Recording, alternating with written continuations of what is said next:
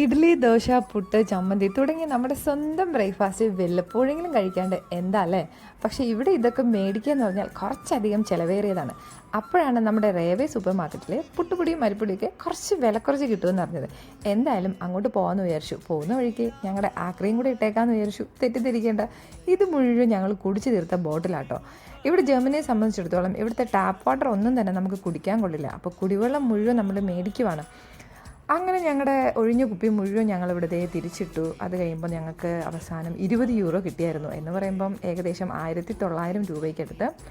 അന്നേരം ഞങ്ങൾ പുട്ടുപൊടി തപ്പി ഇറങ്ങിയാണ്. പുട്ടുപൊടി ഞങ്ങൾ കണ്ടുപിടിച്ചിരിക്കുകയാണ് ഗായ്സ്. ഒരു 1/2 കിലോ പുട്ടുപൊടിക്ക് 1 യൂറോ 89 സെൻറ്റാണ്. പക്ഷേ ഇന്ത്യൻ റെസ്റ്റോറൻറ്റ് വെച്ച് നോക്കുമ്പോൾ കുറച്ച് വില കൂടുതലാണ്. അതുകൊണ്ട് ഞങ്ങൾ പുട്ടുണ്ടാക്കി നോക്കി. ഭയങ്കര അടിപൊളി എന്ന് പറയാനൊന്നുമില്ല. ക്വാണ്ടിറ്റിയും കുറച്ച് കുറവാണ്. 1 കപ്പ് പുട്ട് കൊണ്ട് നമുക്ക് 2.5 കഷ്ണം പുട്ട് മാത്രമേ കിട്ടിയിട്ടുണ്ടായിരുന്നുള്ളൂ. പക്ഷേ ഇന്ത്യൻ റെസ്റ്റോറൻറ്റിലെ പുട്ട് പൊടിക്ക് നമുക്ക് 4 കഷ്ണം പുട്ട് കിട്ടിയായിരുന്നു.